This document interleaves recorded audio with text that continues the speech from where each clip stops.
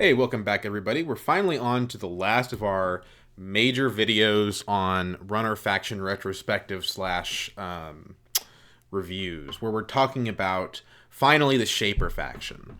The Shapers are interesting in that if you compare them to the other two major factions on the runner side of the game, they probably have the most card diversity in terms of what's playable for them. When you look at the Anarch card pool by comparison, the Anarch card pool, there's a core canon of essentially very interchangeably synergistic pieces that you kind of have to play. And for that reason, Anarch players often complain to me that they feel like when they're building new Anarch decks, they don't have very many slots with which to experiment with. They kind of have to include certain cards, like you have to have your mimics, you have to have your parasites, um, things like that. You gotta include Data Sucker. So Anarch lists tend to be kind of stagnant in that way, even though I really enjoy Anarch. And Criminal is kind of in a similar boat where Criminal, pretty much everyone except for maybe Dionysus plays Account Siphon. And you're always going to be running things like fairies and security testing is pretty common, but there's a lot of room for experimentation on the margins, and the IDs fill in a lot of interesting space. Shapers are kind of a mix of those where the Shaper card pool includes a lot of really weird experimental and janky stuff, and the different IDs try to find a way to make use of those things. You can have a standard Shaper Breaker suite, but it's not as standardized as the other factions, in my opinion. What you're going to learn as we go through the Shaper faction is that it's kind of the faction of weird experimental jank. If there's some kind of effect that is just sort of out there and it's not clear what effect it would have, but it's kind of crazy to think about, those types of effects generally always get put in Shaper. Shaper are kind of, in the lore sense, the faction of like the nerds and the experimenters.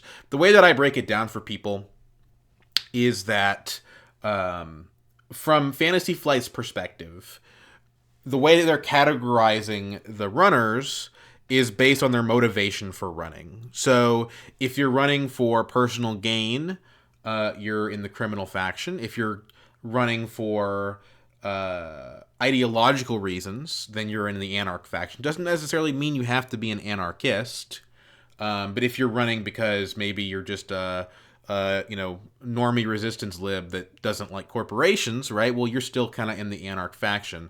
Hell, you could be a right wing conspiracy theorist, and you'd still be in the Anarch faction if your core reason that you're running is because you're motivated by conspiracy theories. That's kind of what we got with Omar Kung and the escalation cycle.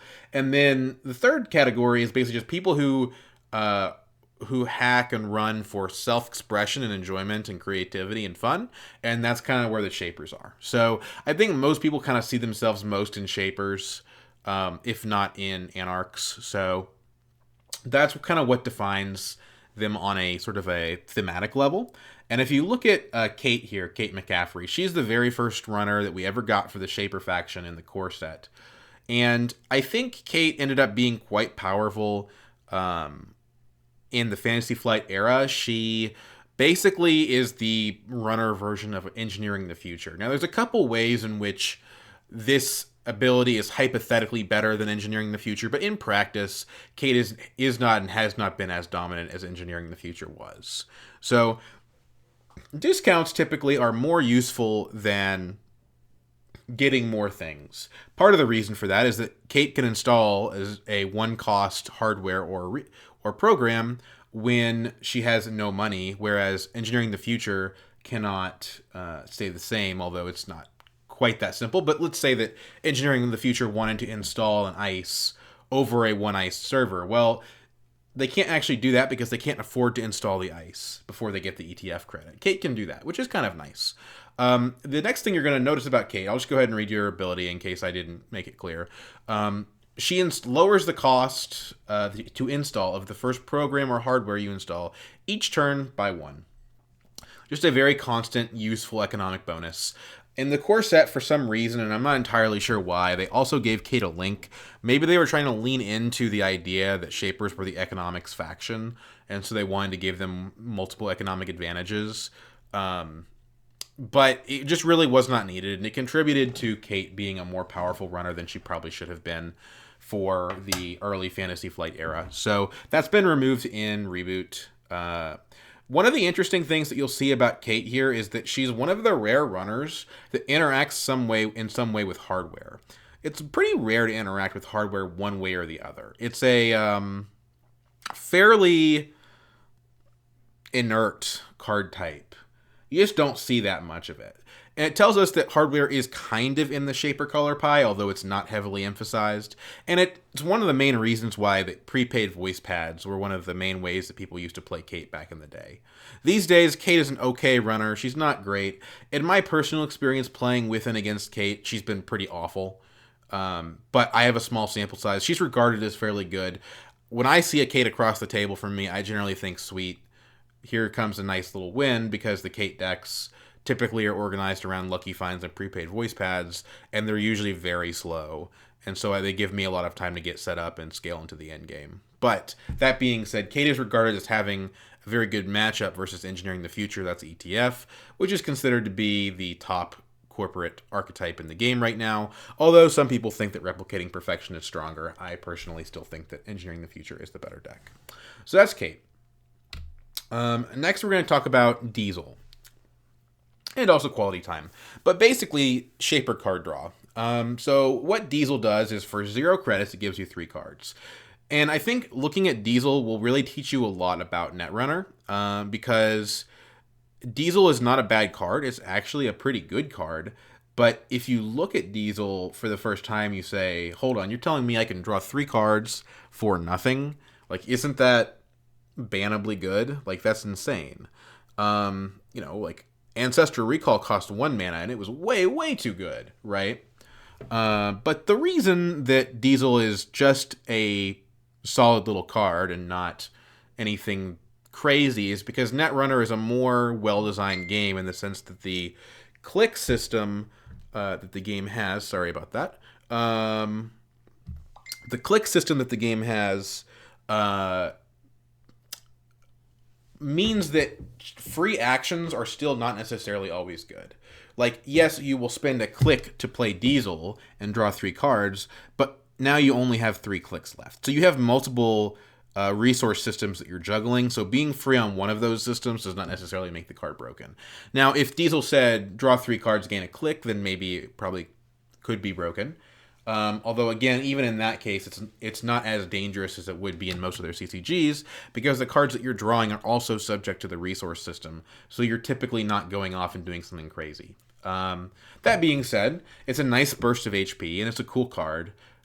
Diesel's just a fantastic little stabilizer that helps you find your options. I'm always happy to play it. I'm much more interested in Diesel than I am in Quality Time. Quality Time costs 3 credits and draws you 5 cards. Quality Time is better for decks that really, really need to draw cards. When you think about it, if you open your starting hand of 5 cards and it has a Quality Time in it, you really probably don't want to play that Quality Time unless you've got some kind of plan, right? Because you'd be going up to 9 cards, right? And your hand size is only 5, and what's going to happen is you're almost certain to have to discard cards, right? Because even if you spend your remaining 3 clicks on playing cards, which is going to be harder to do because you just spent a lot of your starting income on Quality Time, then you're still going to have to discard. So Quality Time is useful if you really absolutely must draw cards. And there's some decks that just need to draw in order to find things. And, if basically... you're in a situation where the corporation is scoring out on a remote server behind Gear Check Ice, right? They've got a quandary on their remote, and if you don't get into that remote and break that quandary, you are going to lose the game. In that situation, Quality Time is better than Diesel, even though it's much less cost efficient, because it gives you a better chance of drawing into your Gordian Blade or your Yogg. So the other reason that people play Quality Time instead of Diesel occasionally is that Quality Time only costs 1 influence instead of 2. And that 1 influence is pretty important. It means that if you're needing to import raw card draw into other factions, it's a lot easier to do it with quality time than it is with Diesel. And Criminal faction in particular, tends to have the money that they're not so afraid to spend on quality time.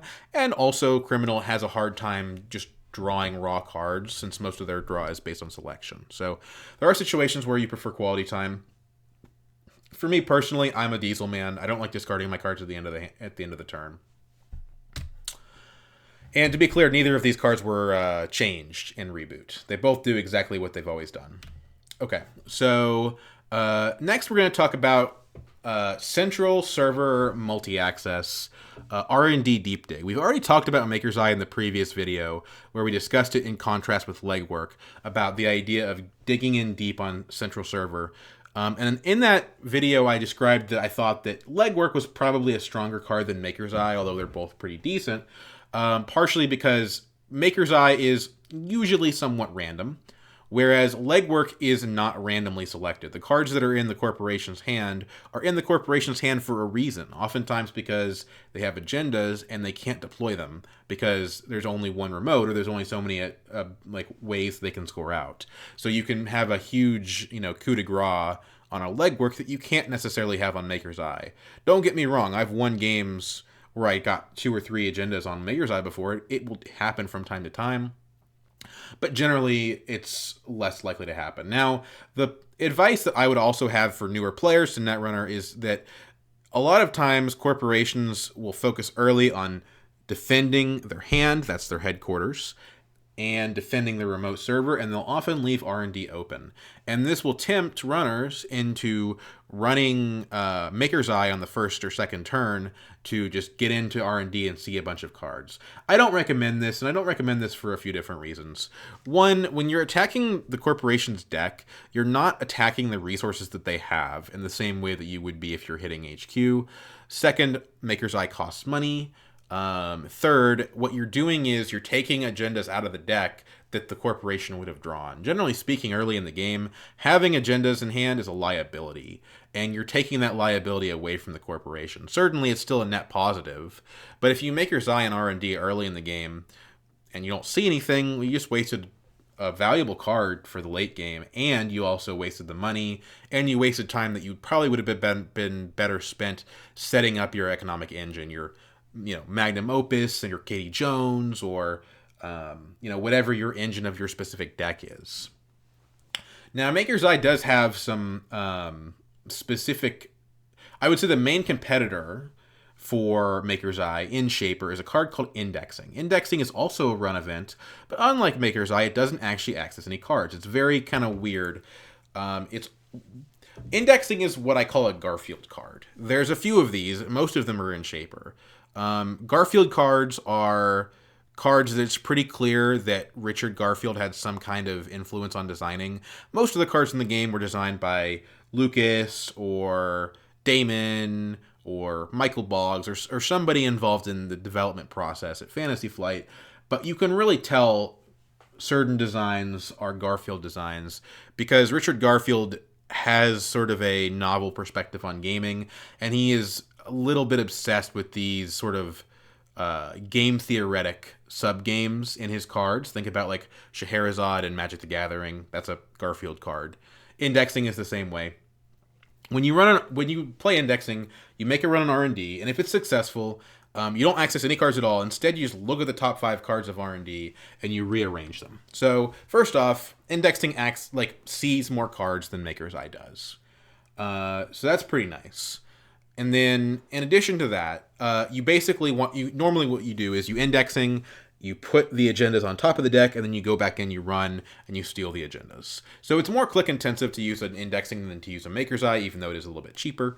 But you can kind of screw the corporation, and it's especially a good card against trap-based decks, Personal Evolution, Jinteki, things like that, Argus and Wayland.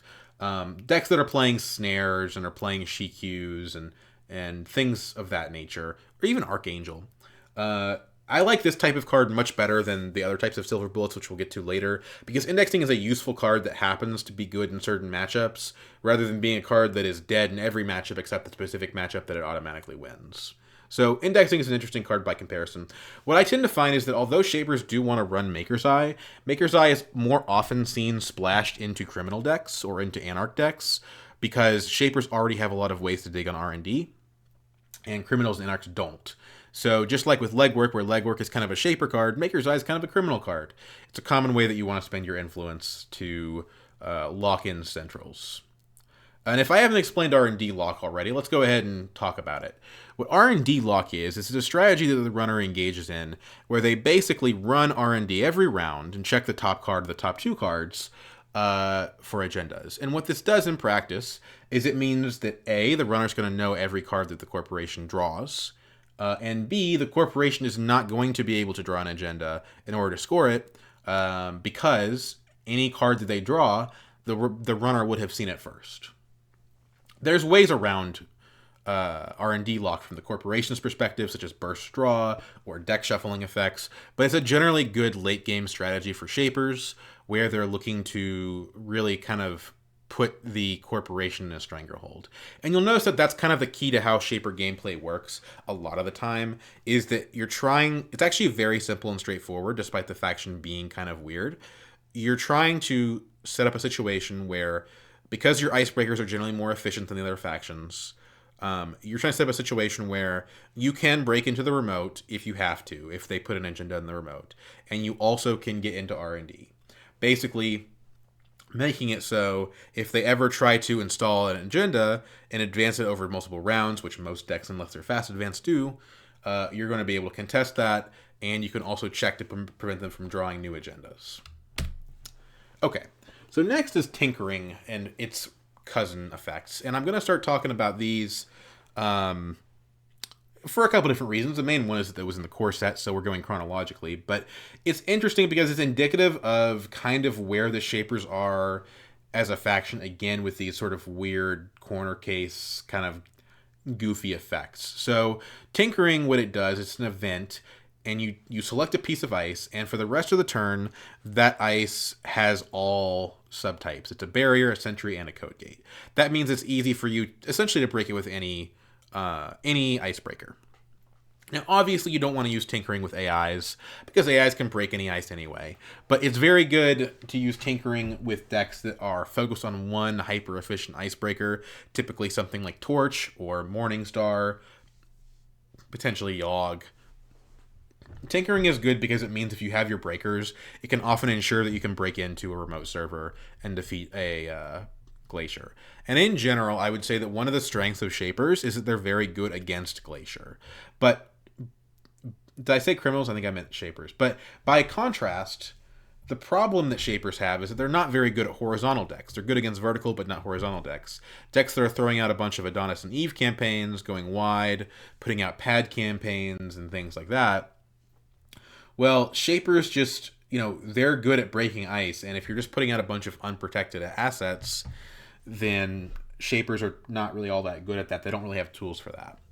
But that's part of why tinkering helps counter Glacier strategies. Now, tinkering was not very competitive, and it wasn't actually buffed in Reboot. It's the same card it's always been. But it belongs to a subclass of card that was situationally very fun and useful, but often not worth the card slot, that had new cards added that made that a little bit easier to swallow. So there's another version of this in Criminal, where it's an easy mark card that gives you $3, and another version of this in Anarch that I probably should have covered but didn't, called Smashing Spree, that gives you demolition runs. And Fuzzing is the same. It's a 2-cost card that creates 3 tinkerings and adds them to your hand. This is really weird because they're kind of like token cards in the sense that if they leave your when they leave your hand, they're automatically removed from the game, so you can't like shuffle them in to the deck again with Levy Lab AR access or anything like that. But you get 3 tinkerings, and it basically means that you can include 1 fuzzing in your deck and tinker 3 times, whereas including 3 tinkerings in your deck is really forcing you to lose consistency by increasing your deck size or by cutting essential things. So it's an interesting effect. It does make a free effect cost money, but I think the 2 credits is worth it for the additional 2 tinkerings. And here I also have Paintbrush. It's more there to explain this aspect of the color pie that shapers love to, you know, basically modify the ice, dialogue, engage in a dialogue with the ice, which is something that the other factions don't really do, right? A Paintbrush says, spend a click to choose a res piece of ice and give it all of those subtypes. Paintbrush isn't very effective. It's slow because it costs you a click, and then you also have to go back in and run the server. It can only work on rezzed pieces of ice. It's got a few issues. I wouldn't say that it's awful, and I would definitely want to experiment with it. But it's sort of an example of how shapers like to see everything through the lens of programs, and also again they engage with ice on a more serious level than the other factions do. Okay, next up is Toolbox, and Toolbox was sort of the console that shapers got shipped with in the core set. Toolbox really, unfortunately, never saw any play, and the existence of Toolbox did hurt Shaper pretty noticeably in the early days of Fantasy Flight Netrunner. I would say Shaper was not especially viable, maybe until the Lunar Cycle even. Maybe Creation and Control. I would say they probably fine at Creation and Control, but until Creation or Control or Lunar Cycle, Shaper really struggled and didn't compete very well against Noise that was very popular and Andromeda that was very popular. And one of the reasons for that is that they're a faction that's based around programs that doesn't have a very good console, right? If you're having to play Toolbox for your memory units, it's a 9-cost console. Well, Reboot addressed this by lowering the cost by 2 down to 7. I still think that Toolbox is considered too expensive to be useful, but I do have a Toolbox deck that I use where I put Toolbox on a personal workshop. We're going to talk about that card later. And once you actually get the Toolbox in play, it's very good for what it does. 2 recurring credits to spend on icebreakers is pretty awesome. That makes you very efficient at just basically slowing the game down and locking the corp out.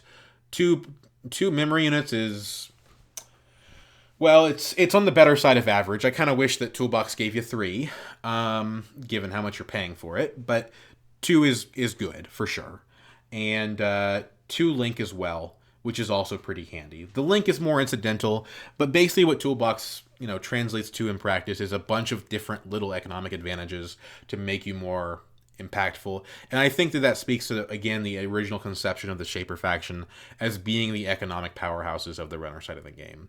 In practice, I think Criminal ended up being a more economically powerful faction just because of how Siphon works. But, for long, drawn-out games, Shapers will consistently outperform Criminal.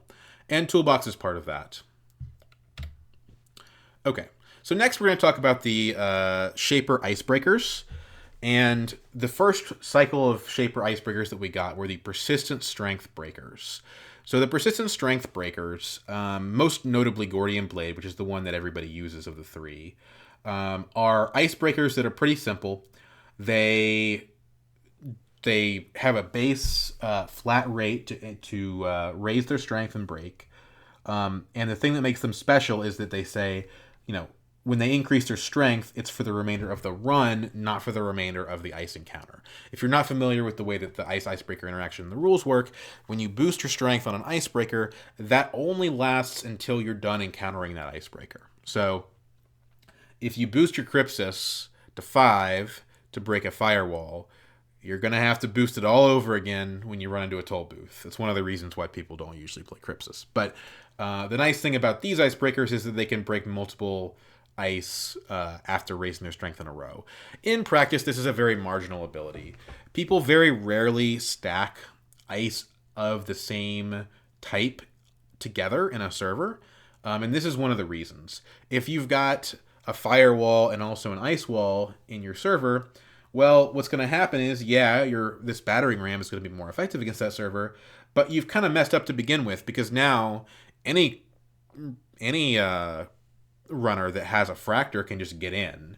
And typically, good corporation strategy is to layer different subtypes of ice in the same server to require as much gear as possible from the runner in order to break in. So that's one of the reasons why the persistent strength element of these icebreakers is somewhat an afterthought, but that doesn't mean that the cards are bad. Pipeline and Battering Ram have been buffed. They both Pipeline has had its strength boosting rate increased, and Battering Ram has had its cost decreased.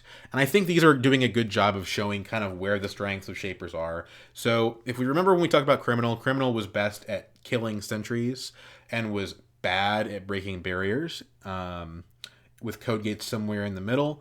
Well, Shaper is best at dealing with Code Gates because remember they're the problem solvers. They love dealing with these sort of puzzles. And then they're next best at taking down barriers. They can do that. And then they're worst at killing sentries. They're nerds. They're not really, they're not really cold-blooded like that. So, Pipeline's the worst of these. Battering Ram's kind of in the middle, and then Gordian Blade is the best. Gordian Blade, interestingly, I think is regarded by some players as a little bit too slow and inefficient. But as far as I'm concerned, if you just need a standard rate, get the job done decoder to import into Gabe or something, then Gordian Blade is still kind of the best bet. It's 1-for-1, which is sort of the standard high efficiency icebreaker rate. 1 to boost, 1 to break. It's hard to argue with that. Yes, the 4 install cost is a little bit high.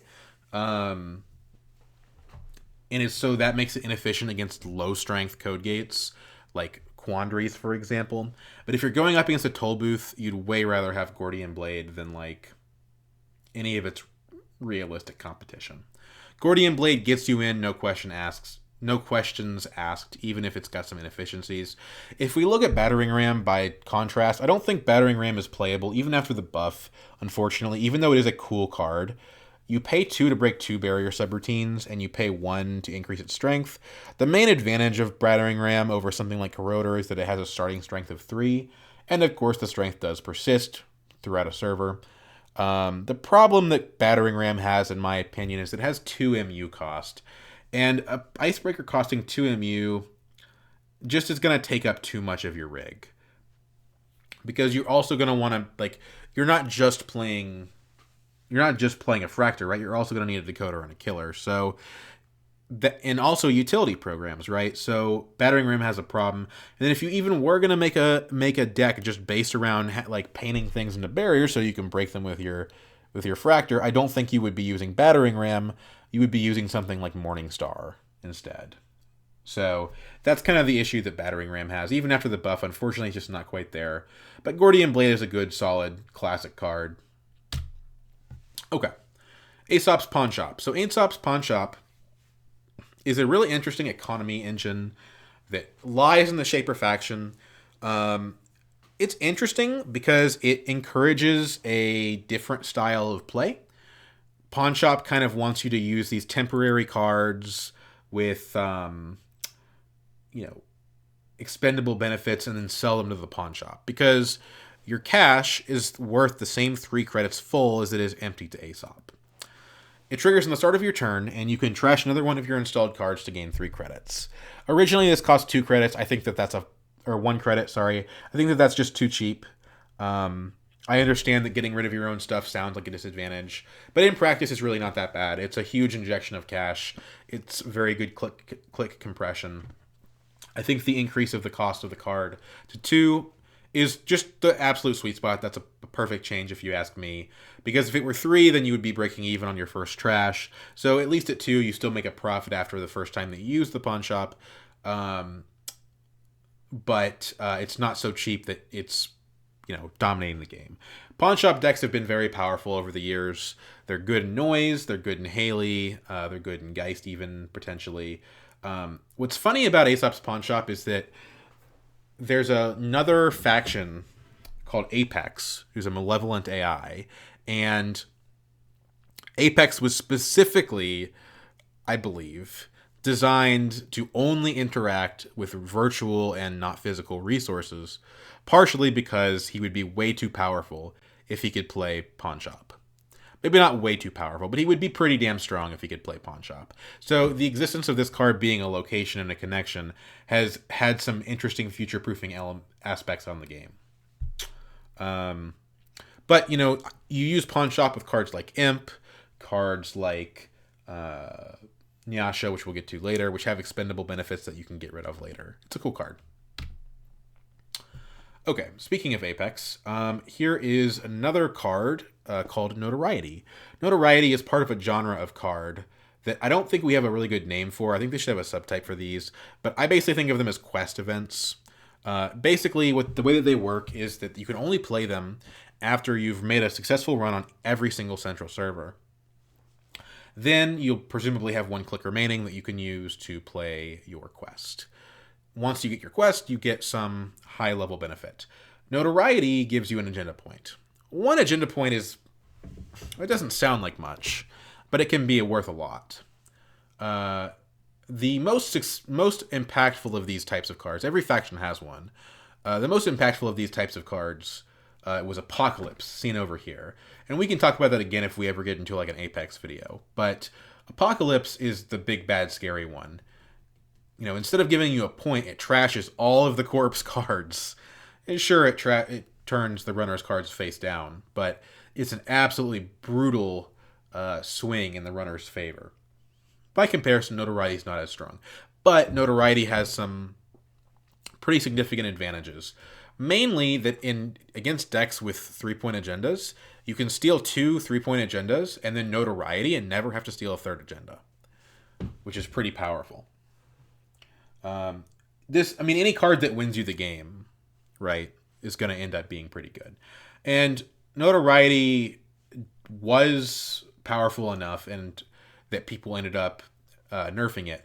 I didn't put the little lines here like I usually do showing exactly what the change was, but if you look, the cost was increased by 3 credits. That's quite significant increase.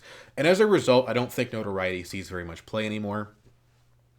But in certain decks that want to forfeit agendas for certain things, then Notoriety still is something that people will look at playing. It only costs 1 influence, so you can consider playing it in other factions as well.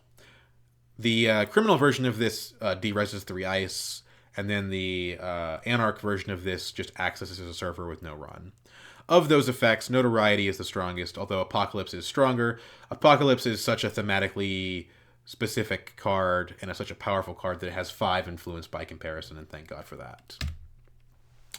Okay, so now we're going to get into sort of the tutoring effects that Shaper is known for. And that's going to start us off with Test Run. Now, back in the Fantasy Flight days, I had always felt that Test Run was sort of the balanced and humane alternative to self-modifying code in Cloneship. And that's true, but it's almost more of a complement to those cards than a replacement. What Test Run does, it lets you search your deck or your graveyard for a program, install it, ignoring all costs, so you don't have to pay for the program, and then you get to use it for basically like you test drive it for the rest of the turn, and then at the end of the turn, it goes back on top of your deck. So the first thing to say is that because this ignores all costs, it's very effective with Femme Fatale. Femme, is a 9-cost icebreaker, so you go grab a Femme, you get into a server that you weren't probably supposed to be able to get into, and then you put the Femme back on top of your deck, and now you can target a different ice with it. You're putting the corporation in a dangerous position, because if the corporation reses the ice that you femmed, they lose a bunch of credits and tempo, and then you're going to put the Femme back on top of your deck, and if you cast it later, you can just redirect towards another ice. So that's one of the things that Test Run does effectively. It's also good with just tutoring out whatever it is that you need in a certain situation. Doesn't necessarily have to be Femme. Could be, a Corroder, depending on the situation, or a Gordian Blade, or what have you. A lot of times people will use Test Run to go get Magnum Opus in the first round if they don't draw into Magnum Opus. We're going to talk about Magnum Opus soon. I'm actually surprised we haven't already. Did I forget to talk about Magnum Opus? Well, anyway, people will use this to go grab Magnum Opus as well. The trick with Test Run is that it works very well with Scavenge. Scavenge is another event that basically trashes an installed program and uses the cost of the program that was trashed to, with a discount, install a program from your discard pile. So the most common way to use Scavenge is to test run something and then scavenge it so that you don't have to put it back on top of your deck.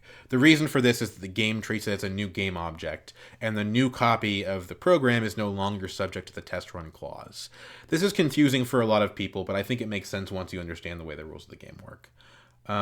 Scavenge can also be used to switch programs for other programs. It's very useful and handy. It's one of my favorite Shaper cards. It's also just sometimes used on disposable cards to refresh them. So, for example, you've got an imp, you use all the imp counters, you scavenge the imp, you trash the imp, you reinstall the imp. Now you have 2 more imp counters. It's like having a second imp, except you don't have to pay for it. And it's also got the flexibility that if you don't need imps anymore, you can trash the imp and replace it with a Gordian Blade. So it's a really cool card. Test Run had its cost decreased by 1 credit. That seems reasonable to me since it wasn't very competitive with self-modifying code and clone chip.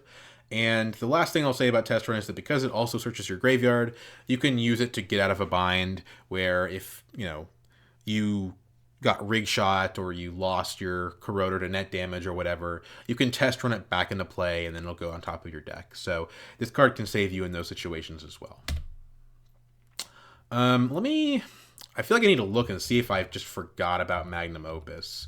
I think I did. So I'm gonna go talk about Magnum Opus now. But basically, what Magnum Opus is, if you don't know already, it's a 2 memory cost, so pretty expensive, 5 credit program that just says click, gain 2 credits. So the game has to go fairly long for Magnum Opus to be effective, right? Because you spent 5 to install it, and it's taking up a lot of your rig.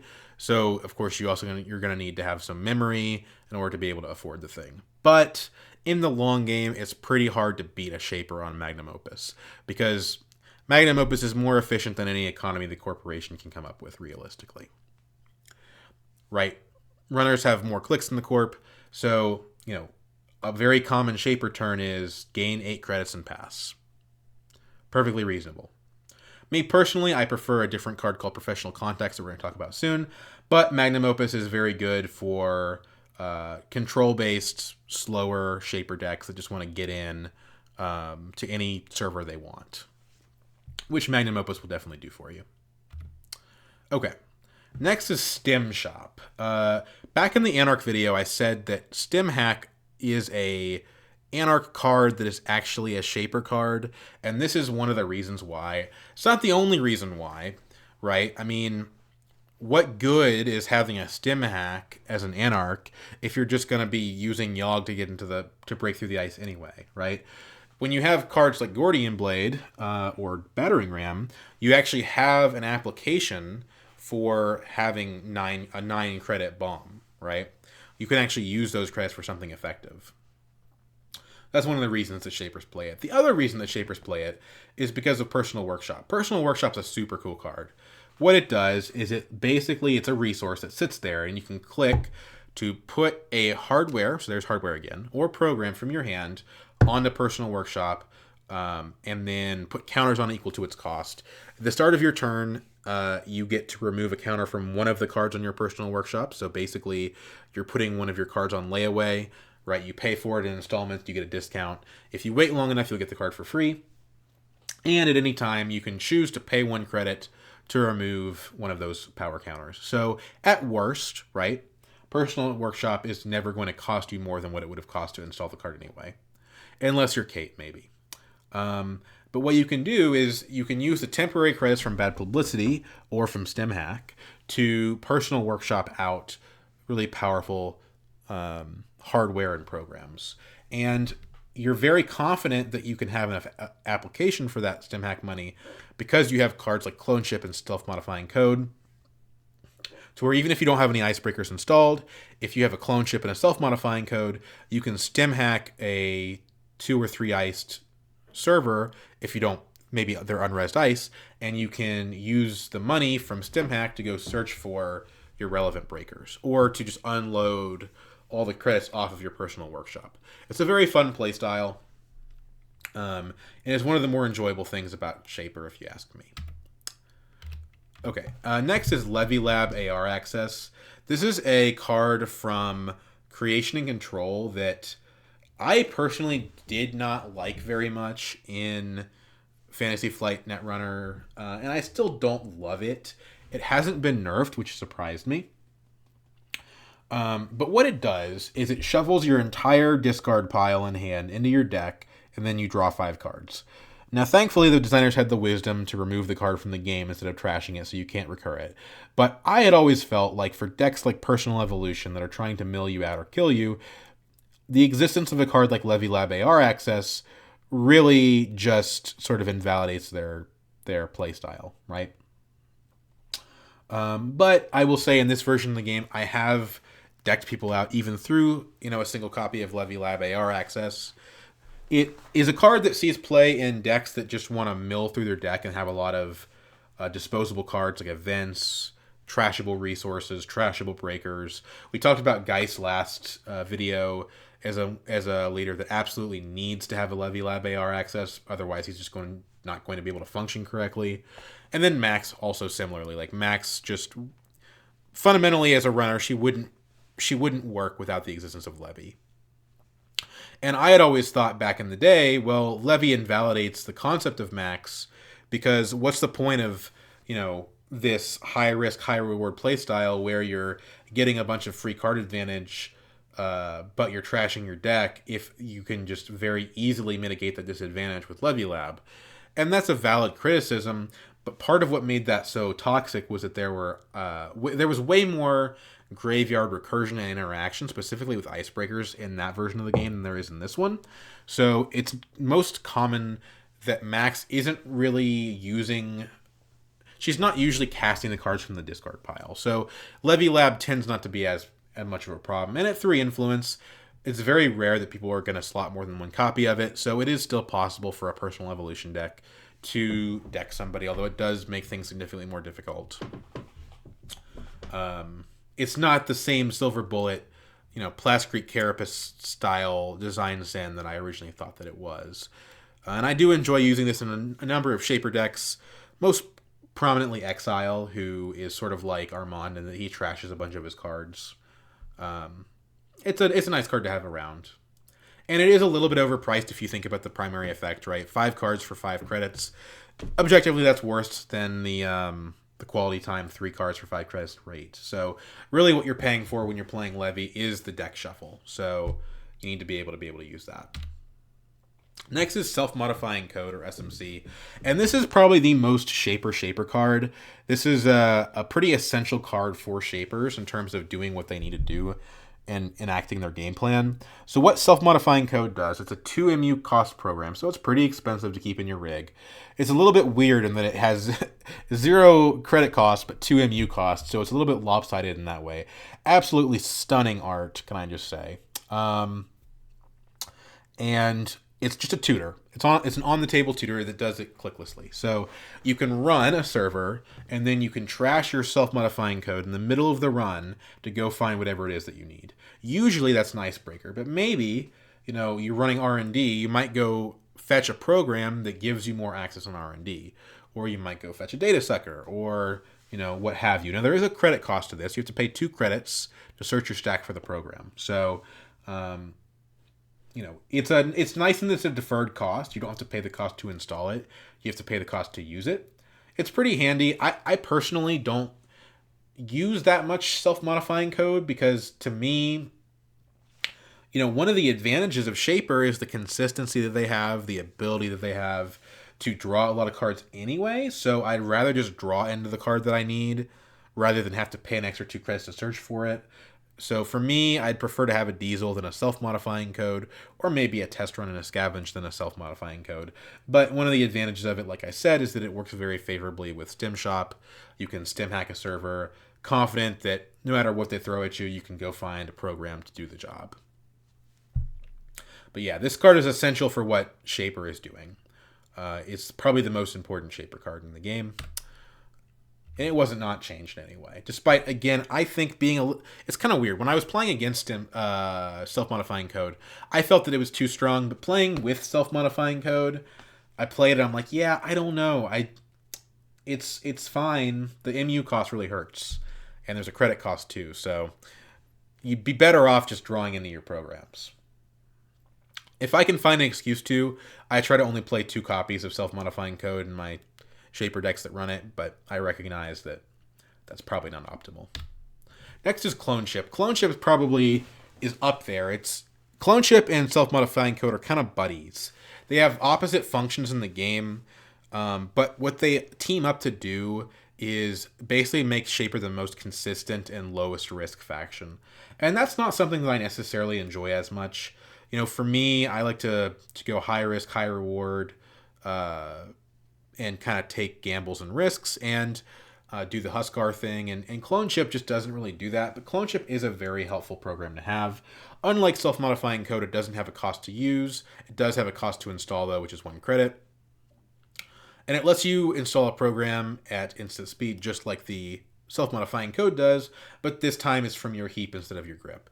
And Cloneship is one reason why you might prefer quality time over Diesel, because you quality time, you discard all your extra programs, and then you Cloneship them back into play in the middle of a run if you really need them. So Cloneship, very powerful card. It's often splashed in other factions and can be very dangerous when combined with Parasite. Because if you run into a zero-cost ice that you can't break, let's say you don't have a decoder out, and you run into a Quandary, it's a zero-cost in-the-run code gate, you can instant speed put a Parasite on that Quandary, kill it, and then just walk right past it. And I think this interaction has kind of been weak for the game and invalidated a lot of things. So Big Boy wanted to make it more difficult for Anarchs in particular to play a lot of Cloneships with their Parasites. So he increased the influence cost by 1. This typically means that your average Anarch deck can't play more than 1 Cloneship, maybe more than 2 without making some sacrifices. And it especially has a negative impact on Wizard, who also had his influence cut. So, Wizard lost influence, and then the Cloneships that he wanted to be installing also went up in cost. So it really hurts him.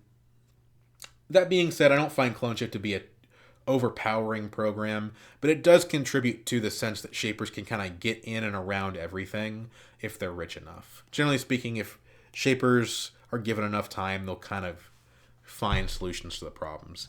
It makes it hard to do what's called Rig Shooter against them, which is a style that basically relies on surgically removing specific programs and icebreakers, because Shapers can search for more from their deck with their self-modifying codes, and they can recur the dead ones with the Cloneship.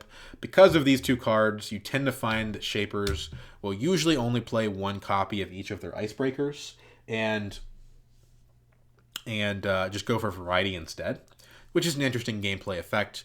Basically, there's no reason for a Shaper to play 3 Corroders when they can just self-modifying code for the 1 Corroder that they need. Because having 2 Corroders is no better than having 1. So you just need to be able to find the one that you have, and if he gets killed, you can always just Cloneship it. And what the effect of this has on gameplay is that it gives Shapers more slots in their deck to play goofy nonsense. And it also gives them more slots in their deck to include sort of a toolbox of cards. Lots of different little programs that do different things for different situations. More silver bullets that makes them more adaptable. A lot of people find that playstyle enjoyable. Okay. Next is Atman, which is a great example of a card that is very powerful because of its interaction with Cloneship and self-modifying code. I would say that Atman is probably the most powerful AI in the game.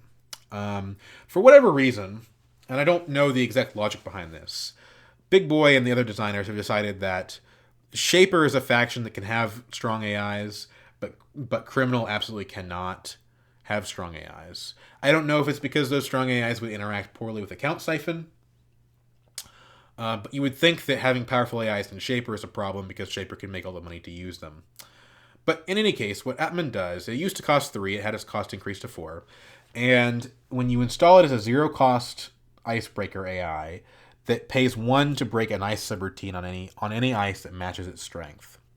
But it's a fixed strength breaker, just like Mimic and Yogg. It can't increase its strength.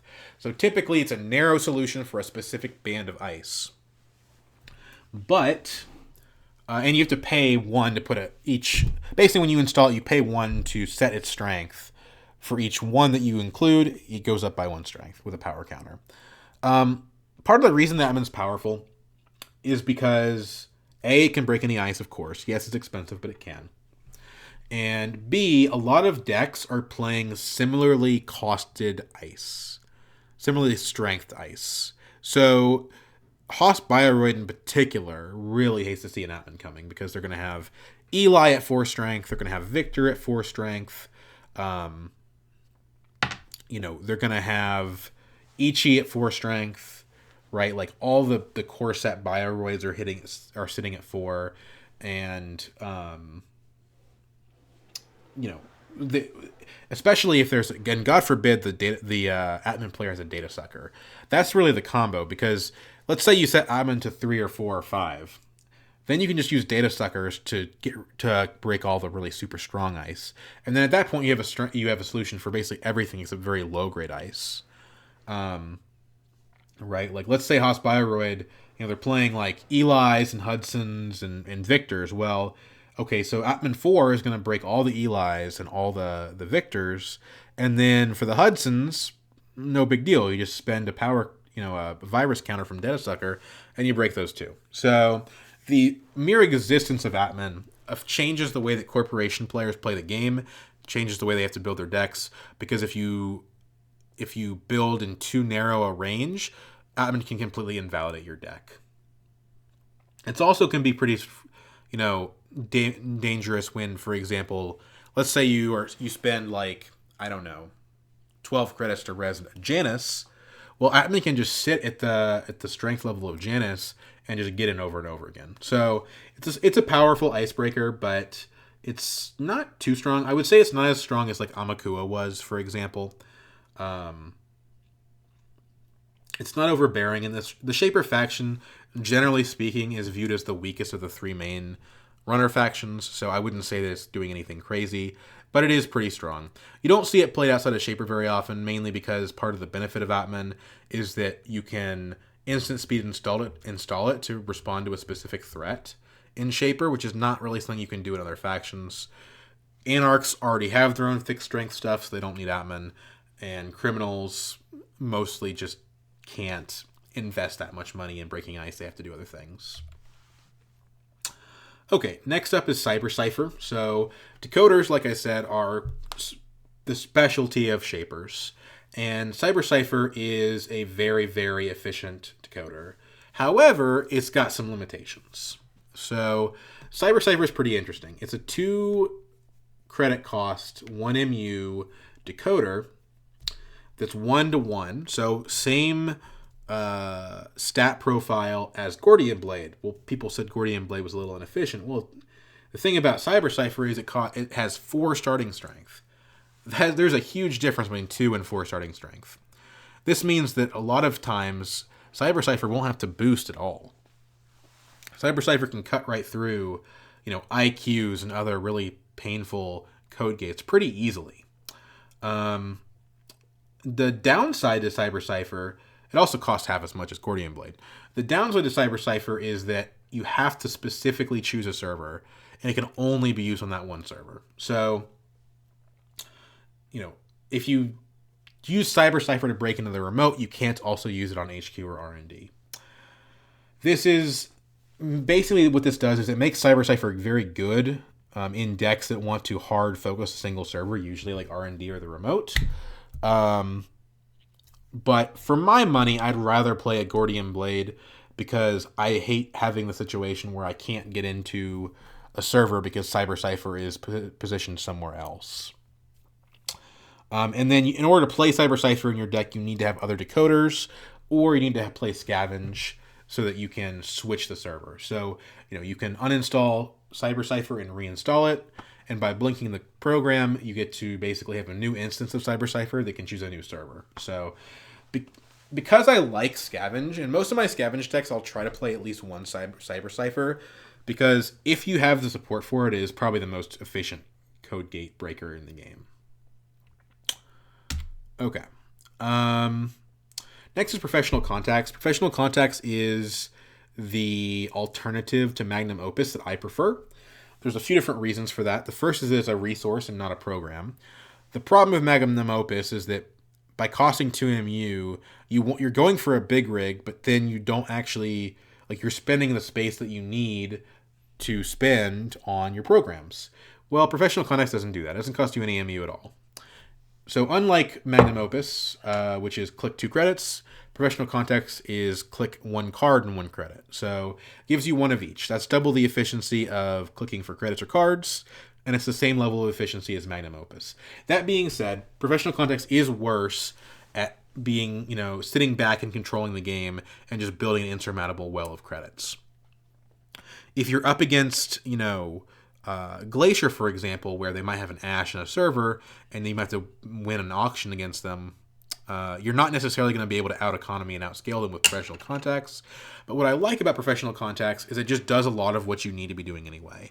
Clicking to draw in this game feels really bad, because if you're drawing duplicate cards or cards that you can't use, it feels like you wasted your time. And professional contacts basically says, hey, now all those draws are also going to pay you. Or if you need money, hey, cool. You also needed to draw, especially against like aggressive decks like Wayland and Jinteki decks, and we're going to help you with that too. So it's just a nice, simple 5-cost to install program that's pretty, resource, that's pretty handy to have around. Next up is Torch. Torch is a lot like Cyber Cipher. It has the exact same statistical profile, right? 1 to break, 1 to boost, 4 strength, 1 MU. The difference is that Torch costs like 4 times as much. It costs 8 credits instead of the 2 that Cyber Cipher demands. And the reason for that is that Torch has no restrictions like what Cyber Cipher has. So you're basically paying here for a Gordian Blade that has double the strength. This is usually not a very awesome value proposition, because against low-end code gates, Torch really isn't any better than Gordian Blade, but it costs double the cost of it. You're paying double the cost for double the strength, but it is significantly better if you're having to get through toll booths, if you're having to get through archangels. So Torch is pretty nice. You tend to like it specifically in Kit, who is a runner that we're going to talk about later, who is kind of all in on decoding. Torch is the highest grade decoder in the game. And it's probably honestly one of the best icebreakers in the game. Unlike something like Mimic, it cannot be capped out. There's no strength limit for Torch. It's got a very high base strength, so it's almost always efficient at breaking. It breaks efficiently. There's really no downsides here except an immense install cost.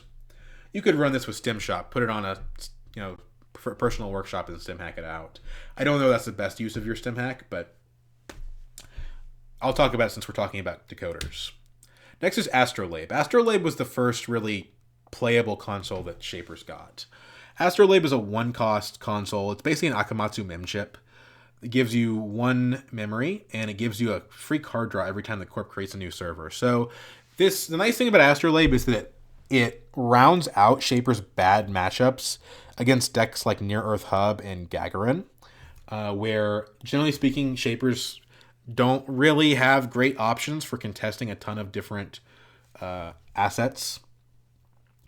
Astrolabe helps them with that because it compensates them economically for all the servers that get created. So it's a useful little program, hardware. I would say that Astrolabe in practice ends up being the most commonly used Shaper console, although I do think that there is one that may end up being better, which we can talk about later. Okay. Next, I'm going to talk about the lady that don't mind, Cerberus. And she is a fractor, and I'm mostly going to spend the time talking about their whole cycle.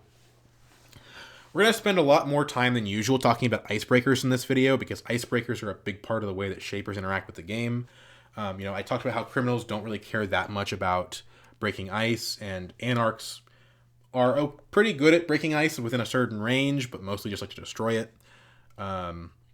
For Shapers, weird, complicated, funny icebreaker suites are kind of an important part of what they do. So in the lunar cycle, we had this set of cards, all these dogs, 3 heads of Cerberus, that broke the medium effectiveness ice type of their faction. So, like, for example, Lady breaks barriers for Shaper, right? Shaper's in the middle on barriers. So it kind of addresses that, right? Same thing for Cerberus, right? He's a decoder and criminal. Criminals are kind of on the middle in decoders. And then lastly, same thing for Cujo. Cujo is a sentry killer in Anarch. Now, Lady is the most played and the strongest of the 3, to be sure. And part of that's because barriers are the easiest to break. But Lady sees a lot of play in Shaper decks specifically because after being used, Lady can recur herself using cloneship, or she can be tutored using SMC. So there's more ways for shapers to ignore the downside. So let's talk about the downside. So the way that these breakers work, they have 4 power counters on them when installed, and you spend a power counter to break 2 subroutines. So you can't actually spend it to break. You have to use these counters. And then you can boost at a relatively efficient 1-for-1 rate. The nice thing about Lady compared to the other two especially is that she starts at 3 strength. So a lot of the time you don't even have to boost Lady at all. You can just go in and break the subroutines, often for free. And what shapers will do is that they'll scavenge Lady back in, or they'll clone ship Lady back in, so they don't have to care so much about the disadvantage. Now, it's still a disadvantage because you probably would like to be using your scavenge or your clone ship on something else. But again, this kind of speaks to the non-linear elements of Shaper gameplay, whereas the overall strategy of Shaper is relatively linear, where it's, focus the remote, focus the deck, and just kind of grind out the corporation on those 2 servers. In practice, Shapers have a lot of tactical flexibility, with, again, things like Lady, where you're trying to figure out whether or not you want to scavenge this or scavenge something else. And typically the way that a lot of shapers will handle this is they'll include 1 Lady and 1 Inti. So Inti, by contrast, is a 0 cost to install, 1 strength fractor that breaks for 1, but it costs 2 credits to increase its strength. And for whatever reason, I don't know why, it has the Gordian Blade effect where it goes for the remainder of the run as well. So it's kind of like a low-end... it's kind of like a low-end battering ram, actually.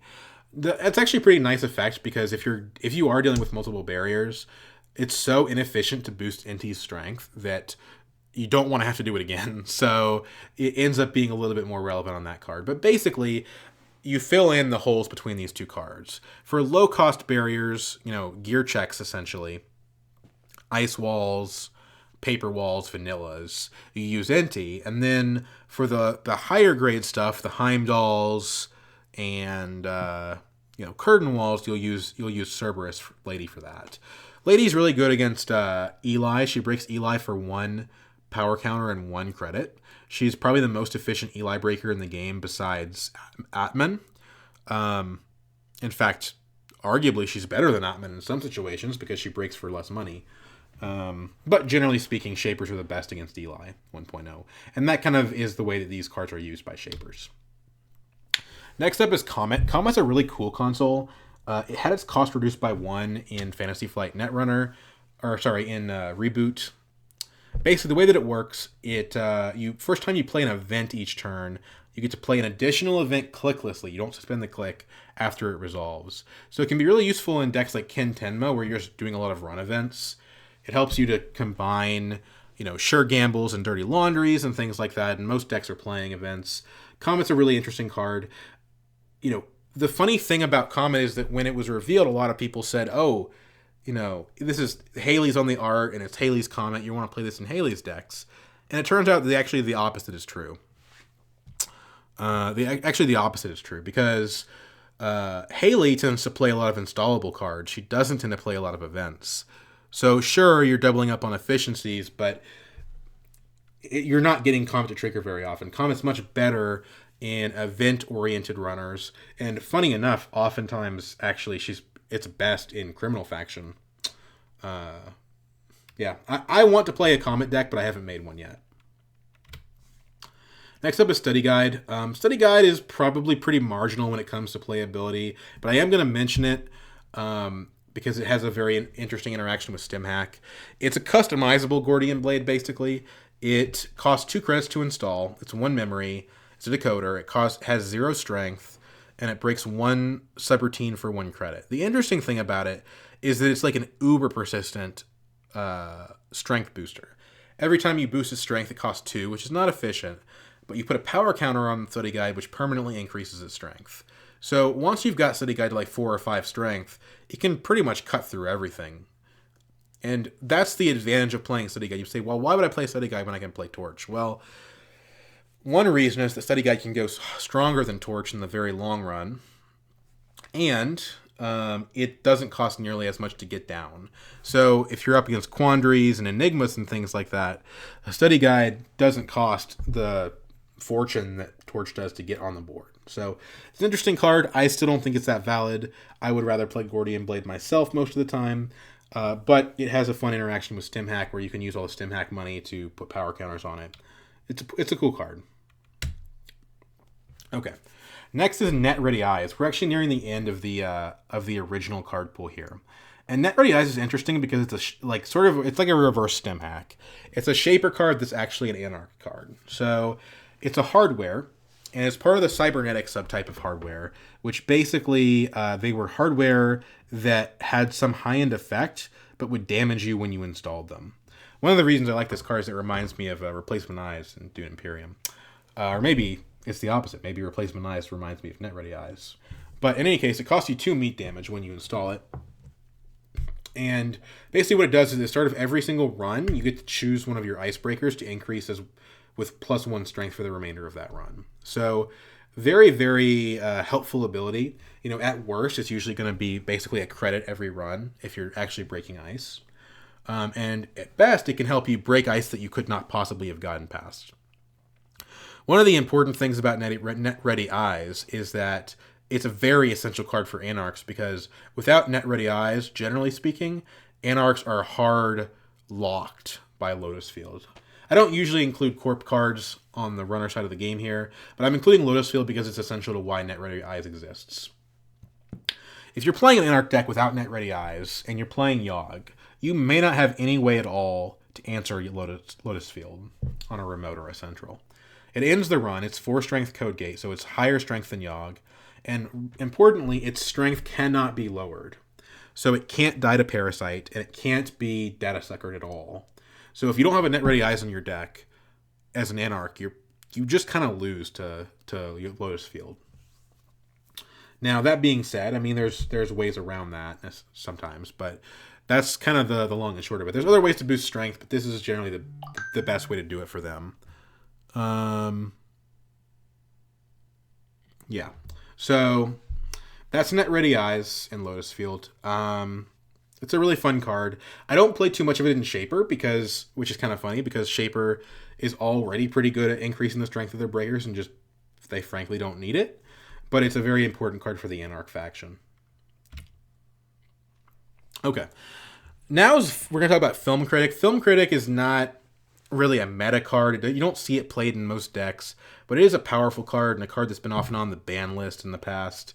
And part of the reason is that it just like something like, like I was talking about with Levy Lab, Film Critic is kind of a targeted Silver Bullet FU card. What it does, it's a resource, and what it says is when you access an agenda, instead of stealing that agenda, you put that agenda on the Film Critic, and you do not access it. And then you can spend 2 clicks later to score the agenda on the Film Critic. So what this does in practice is that it nullifies the effect of every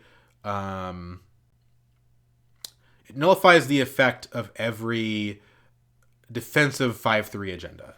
A lot of agendas have defensive effects that prevent you from stealing them because they're worth so many points. Like a Kawa project here, for example. In order to steal a Kawa project, you have to spend a click and 2 credits. A lot of times, if you're running Centrals and you don't respect a Kawa project, or you're clicking through Bioroids or something, you're not going to have the clicks to steal a Kawa project. You might touch it, but then you can't steal it. Or you can't afford it, maybe, because you spent all your money on icebreakers, right? And what Film Critic basically says is, nope, I'm going to go ahead and nab that, and then you can go ahead and score it later. It also works really effectively with against cards like Fetal AI. It's brutal against the Future Perfect. Most corporations have a card like this. So Film Critic's kind of a meta call. It absolutely dumpsters on Personal Evolution as well, because you're technically not stealing an agenda, right? You touch it with the Film Critic hosts it, and the Film Critic adds it to your score area. It doesn't score it, it adds it to your score area. So basically, this card versus Personal Evolution, if you can get it in play, is just kind of brutal. I don't know why, but for whatever reason, Shaper just has the most random, kind of off-the-wall Personal Evolution counters in their card pool. I think the reason for that is that Personal Evolution has a good matchup versus Shaper, since it tends not to play a lot of ice, and Shapers, they're coming with this big rig, all these programs that they don't necessarily need for anything. So that's one of the reasons why Personal Evolution ends up being relatively better matched up against them. So I think some of these cards are a reaction to that, giving Shapers a way to fight back. But in practice, if you have a Levy Lab and a Film Critic, then Personal Evolution is not going anywhere against you. The card had to be nerfed by increasing its influence, but in practice I never see it played. I think everyone recognizes that it's kind of an annoying card that just creates random feel-bad moments, and doesn't really do anything affirmatively useful for the person playing it. Okay, now this is my preferred console for the Shaper faction, and the one that I think may actually end up being the strongest, and that's Ubax. Ubax is a card that technically isn't in the card pool for Reboot, but was from Terminal Directive, which was a Pandemic Legacy style expansion that fell out of that time frame, and Big Boy brought this card back in. It's a 5-cost console, so still kind of expensive, but not nearly as expensive as Toolbox. It gives you 1 MU, and at the start of your turn, it draws you a card. So it makes you into a Magic the Gathering player, and that's pretty handy for a lot of different runner decks.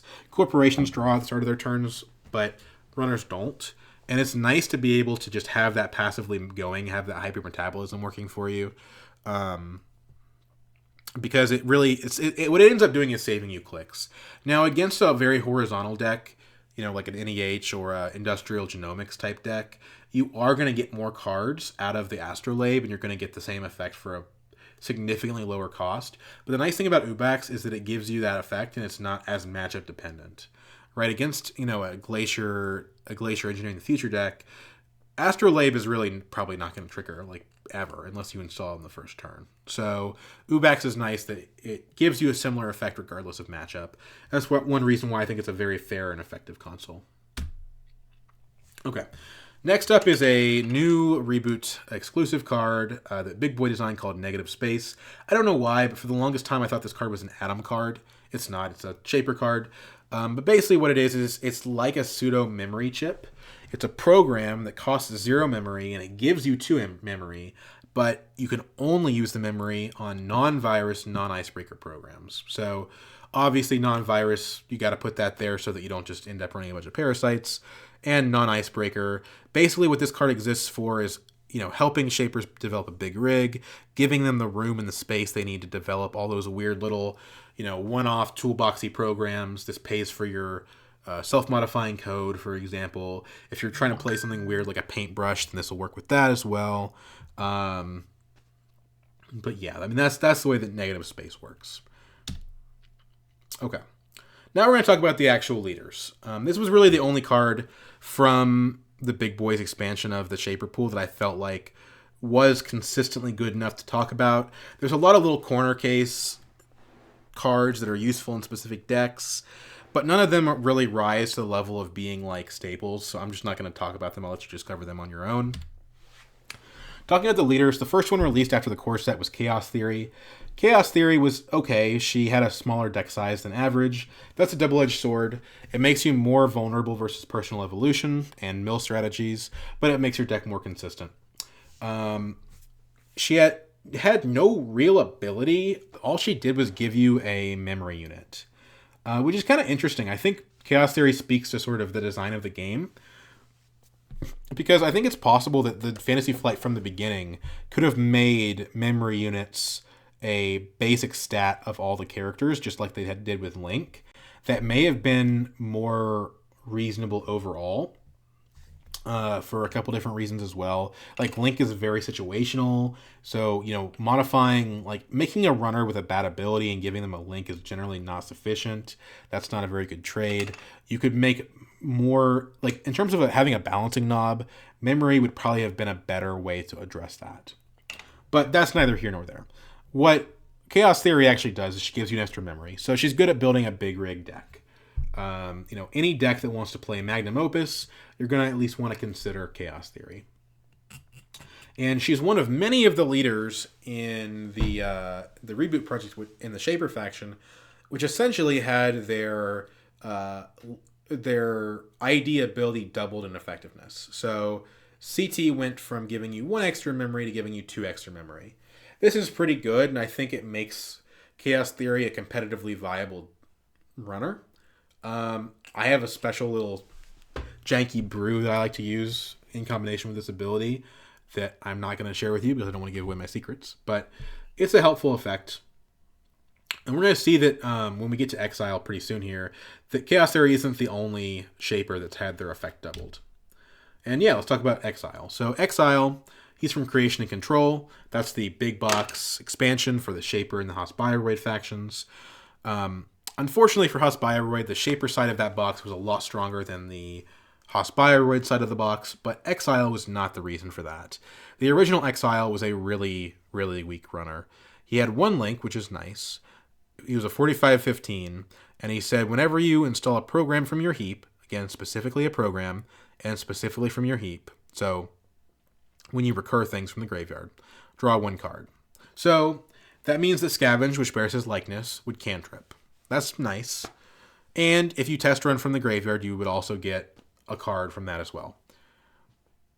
And that's about it.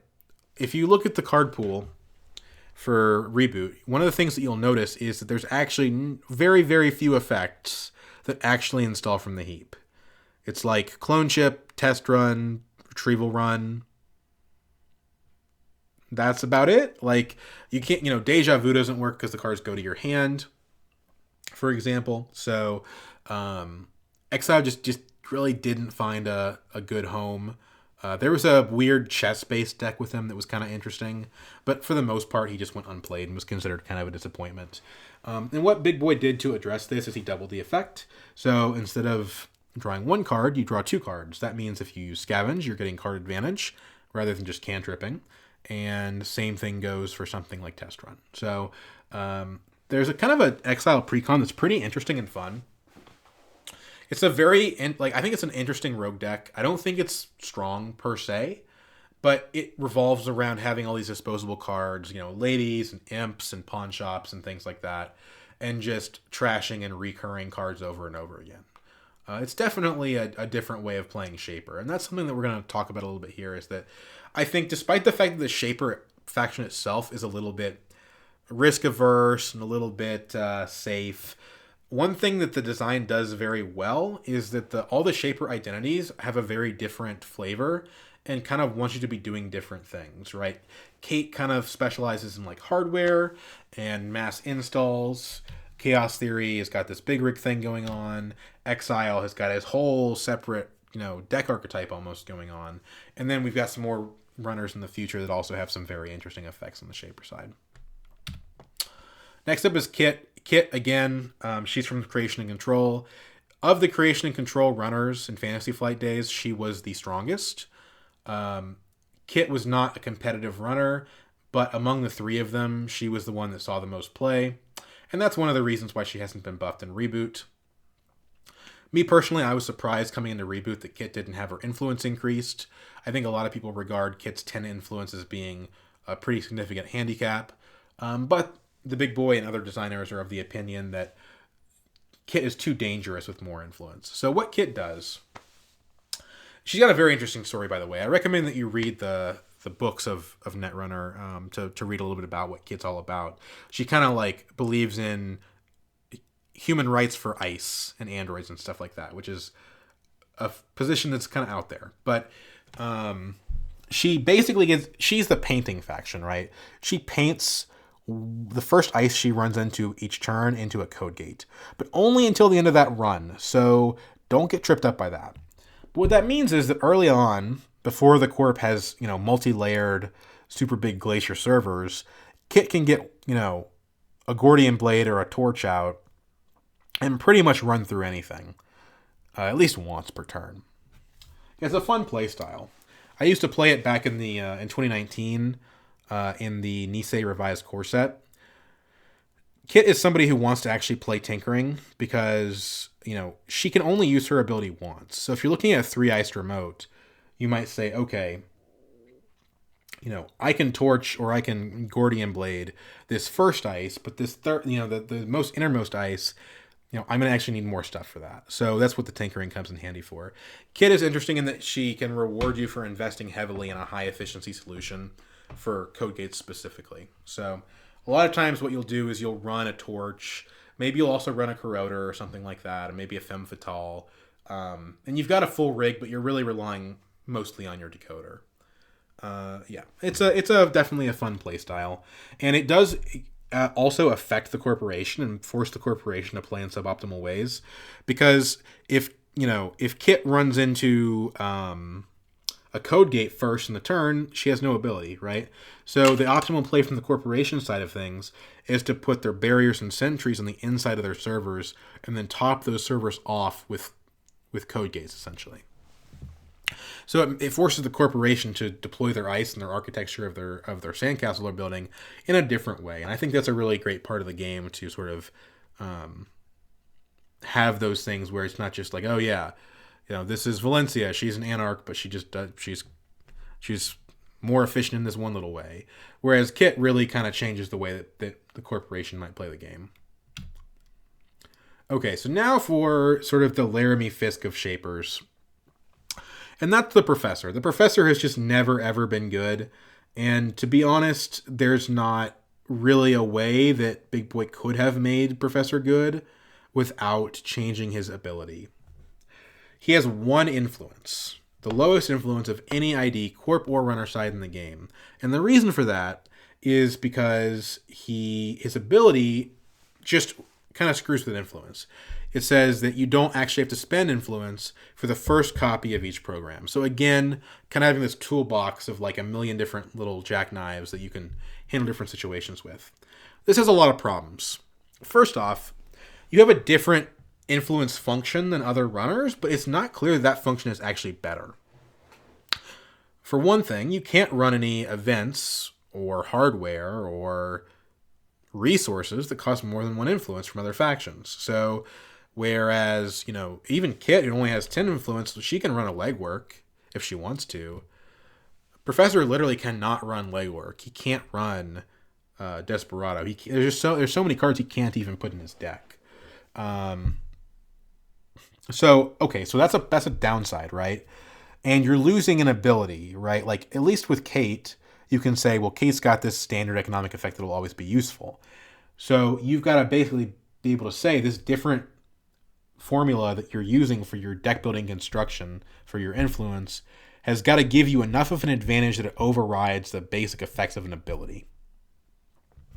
Right? Like, if you construct a deck that has like a Femme Fatale and a Fairy and a Morningstar and a Data Sucker and a Parasite and all these out-of-faction programs, then okay, you've built yourself an advantage, but that advantage only materializes when you draw those cards. And then on top of that, those cards that you're putting in your deck are in place of other cards, right? Like if you're playing a 45-card deck, that means that you're not including other cards. So there's an opportunity cost there that you're doing instead for playing those hypothetically stronger programs. And then on top of that, the most effective programs a lot of the time are in Shaper anyway. So he's kind of a mess. The only way, like, Big Boy couldn't have increased his influence, because if he increases influence, then he's kind of defeated the point of the runner. And he didn't want to change the text box, so the only thing he could really do was add a link. And the link is nice, but it doesn't make the Professor good. He's a fun, sort of out there jank option, but I think if you actually like think about it from a conceptual level, the only way this could even be strong is if there were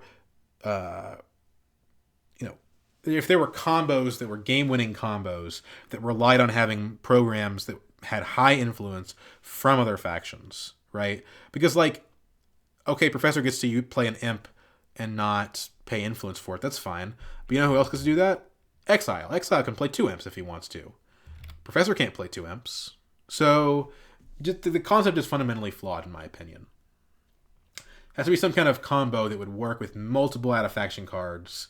If you're putting together like a 4-card program-based combo, all from factions outside of Shaper, then okay, Professor is good. I don't know what to say. Next up is Nazir Medan, and he's also kind of emblematic of this focus among Shapers of just doing weird, wacky stuff. Nazir is probably the most complicated runner in the game. He's got a link, and thank God he does, because he needs it based on the way his playstyle works. He had 15 influence originally. That got up to 20. It's a pretty big improvement. I tried building a Nazir deck when I got into Reboot, and it was just too out there and not like he's hard and also complicated. So it like he's hard and complicated and then not very strong once you've actually mastered that complexity. So I just said, you know what, I'm gonna go do something else because this is not, the juice isn't worth the squeeze. But the way that he works, whenever you encounter a piece of ice, which is to say, it was just res, which is to say, whenever the corp reses an ice during a run, pretty much, you lose all your money. Sounds bad. You get a chance to spend that money before you lose it. That's not obvious. But if you can spend it at instant speed, you can do that. So spend it on your self-modifying codes and stuff. And then you gain credits equal to the res cost of the ice. So, just like Professor, the problem with this ability is that it's not obvious that it's even an advantage. Right? So, if you run into a pop-up window, which is a very strong ice that costs 0 to res, God forbid, and it costs 1 to break. If you have 5 credits in your credit pool, you run into a pop-up window, you could have gotten through that pop-up window, and now you can't because you're Nazir, and you lost all your money. Not great. He works well with Stem Shop because you can spend all that money on the Stem Shop before you lose it. That's cool. And to be fair, he is very good, or rather very decent, into Glacier matchups. If your opponents are rezzing Ice Walls, if your opponents are rezzing Heimdalls or Janices, Nazir is awesome.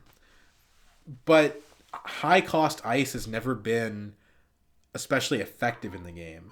It's arguably the strongest it has ever been in Reboot right now, and I still don't think it's got space. After this video is over, I do want to make a Nazir deck and see, but I ultimately think that he's got too many problems. He requires too many deck slots to accommodate his issues. But he is fun, and I would definitely recommend people look into building him. Okay, now we're at Sansan cycle. Haley is probably the most effective of the Shapers. She's probably my go-to Shaper. I enjoy her because I enjoy click compression in this game. Asa was a house bio identity that did the same thing. Basically what she does is the first time she installs a card, could be resources even, in addition to programs and hardware, you get to install another one of those cards at the same time if you're willing to pay its cost. So basically you get an extra click each turn for installing. But be careful on the wording, because if you only have one resource in hand and you have 2 programs in hand and you install a resource, if you don't have the second resource, Haley will trigger and then you can't use it on programs. So be careful how you use this. Haley tends to gravitate towards pawn shop style decks because she can mass install multiple cards, and then you can use the pawn shop later to sell the cards once they're no longer useful. So she's good with cards like Cash, for example, or Imp. Now, she's also funny with cards like Chameleon that are hypothetically very effective, but are taxing on installs. So you can use Haley to install 2 different Chameleons, name 2 different types of ice, and then have a mimic for both of those ice, and then get into servers. Haley's a lot of fun. I definitely would encourage that you play the Haley Precon or a Professional Contacts Haley list, just to get a sense of kind of what click impression looks like in this game, and what maybe a mid-range Shaper that's not necessarily being super, super passive would look like, but maybe not as aggressive as Nazir. Okay, now we've got Akiko Nisei. And just like with Ubax, Akiko Nisei is a leader. I believe she's the only leader in the game, actually, from outside of the Reboot time frame that was brought back into the game by the big boy. And part of the reason for that is that she's kind of fun and she's just not really that good. Again, kind of a pattern with the Shaper IDs is that, like, the faction's not terrible, but the IDs are usually not that good. What Akiko Nisei does, she's a clone, and I think she's a beautifully designed Michael Boggs card with a ton of theme in it. So she's a Jinteki clone, and basically when you access R&D, which you generally are wanting to do anyways as a Shaper, you play a Psy game with the Corp. This is odd. It's a Garfield mechanic. It's odd because normally the Corporation is the one playing the Psy games, right? Jinteki specifically. But it's the thematic connection to the fact that she's a clone. I think she might be Caprice Nisei's sister. And basically what you do is you play the Psy game, and you bid 1, 0, or 2 credits. if you and the corp secretly chose the same number, you get an extra card off of R&D. That's pretty powerful. That's doubling the base effect of an R&D access. The problem is, by default, since you have to match, you're playing a penny matching game in economics terms, you have to match the corporation's spent amount in this little mini auction. By default, the success rate for you should be 33%. So getting an extra access on R&D, 1/3 of the time, well, that's not really that impressive.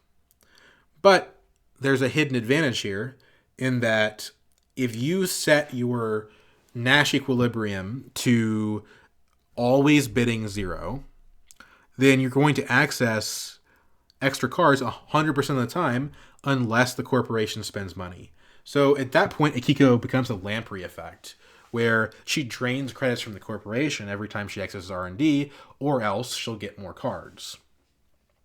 So if what you're doing is just basically forcing the corporation to spend 1 credit per R&D access, that could be good in some situations. I could see an aggressive Akiko build working with that. But I don't think that that's good enough most of the time, unless you're able to really tax the corporation. So what I like to do, this is my personal opinion of how you should play Akiko, okay? I think you should randomize, again, based on tactical considerations, but that you should randomize between spending 0 and 1 credit. Don't spend 2 credits. You don't need to.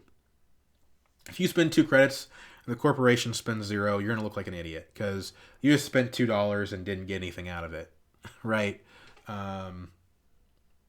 Whereas at least in the worst case scenario, you spend 0 credits and the corporation spends 1, at least you tax them a little bit. But I think if you randomize between 0 and 1, the corporation doesn't have a guaranteed option to prevent you from accessing. So the corporation is going to have to spend money most of the time. And then even though they're still spending money most of the time, you're still getting extra accesses. The corporation will, if the corporation knows what your strategy is, that you're never ever bidding 2, then that's fine. They don't bid 2 either, and they just, they do bid 2. But if you're forcing the corporation to bid 2 on this side game, then you're definitely in a good spot. Taxing them 1 per run, not that good. Taxing them 2, pretty impressive. So that's my theory, is that you want to do like a randomization between 0 and 1 credits. But of course, it depends on what your economy looks like. Akiko does have a support card that is from Rain and Reverie, which is the Bug's final Fantasy Flight product for Netrunner, called Psych Mike. And what Psych Mike does, she's a resource. I think she's pretty important for Akiko. I think most Akiko decks, I think, should run more than one of this. So just so that you can draw it early. And what she says is the first time that you successfully run R&D each turn, so note that this doesn't work for every run, it only works for the first one, which Akiko works for every run. Psych Mike does not. She pays you back 1 credit for each card that you access. That means that if you bid 0 and you don't access extra cards, you'll actually make money off of the side game because you'll get 1 credit back. Maker's Eyes, you could get 4 or 5 credits. If you bid 1, well, that's okay. Psych Mike is going to pay you back the 1, and then you're going to be even. So I like Psych Mike for Akiko decks. The problem with Akiko, she's in a weird deck building spot because she has a 40 deck size, which is normally an advantage, but then she only has 12 influence. So she has a hard time importing cards from their factions. I think Akiko is generally regarded as weak. She could probably stand to gain influence, but I do understand that maybe Big Boy doesn't want to modify cards from Fantasy Flight that aren't from the time period. Maybe he thinks that that's kind of confusing for people. I'm not sure. But I tried to build an Akiko deck for a while, and I just wasn't able to come up with something that I really liked. I do think that the ability and the concept are very interesting. And I also like that Akiko has a link, which helps basically make her proficient at these sort of links in side games and little mini Garfield type effects. Okay. Now we're getting to the very last one, very last shaper in the game. And that's the big boy's new runner for Reboot, the one he designed. And I increased the size of the card because she's pretty. She got a lot of text, basically. So Sonia Nahar, I think. So she looks like she's like East Asian, but her name is South Asian. I thought she was a clone at first, but her identity's not actually a clone, so I don't really know what's going on with her, but she's a salvager, and for that reason, she it's kind of funny. I asked Big Boy, I was like, why does she have a 46 deck size? That's so like pick me, being different to be different. Like, why would you go to 46? And he said it's a theme nod, basically, because she's a bleeding heart salvager. She just can't throw away that last card. She can't cut it. She loves all of her programs. So I thought that was cute. What Sonya does is she basically has a clone chip on a stick. She can install all of her Shaper programs from her graveyard whenever she wants, as if they were in her hand. But when she does, she starts racking up these counters on her ID that can't be interacted with and can't be removed. And when she installs those cards, she has to add 1 to the cost of the cards for each of those counters on her ID. So the first time you use her, she's just a free, click costing clone chip, pretty much. Yeah, she's a free click costing clone chip. But as time goes on, she adds up. Basically, what Sonya is telling you is, hey, in Sonya decks, you don't actually necessarily even need to play clone chips. You're going to get that out of your identity, so you can spend your deck slots on other things. As long as you have enough money, if you can generate a big enough pile of cash, Sonya will let you continue to recur things from your heap. And that's one reason why the ability specifies Shaper programs only. Obviously, this would be way too broken if you could do it with Parasites. If you could do it with Imps, like Anarch programs, which it wouldn't be good. So Sonya, it is interesting, the idea that you can just get back your self-modifying codes over and over again. You can use her with Pawn Shop, although I don't know if that's really a good idea, because after a certain number of installs, you're not better off pawn shopping cards because you're just paying more for them. But it could be a potentially good strategy. The only problem is when you're playing Sonya, you're probably never going to be playing clone chips, so your non-Shaper programs, you kind of have to be more selective about how you use those. But there you go. There's all the Shapers in Android Netrunner Reboot. The cards, their faction identity, what they do. I hope you guys enjoy. Leave me a comment if you have any kind of questions or anything like that, and I hope to see you later. I think we're going to move on to the mini factions next. So I hope you guys have a good day.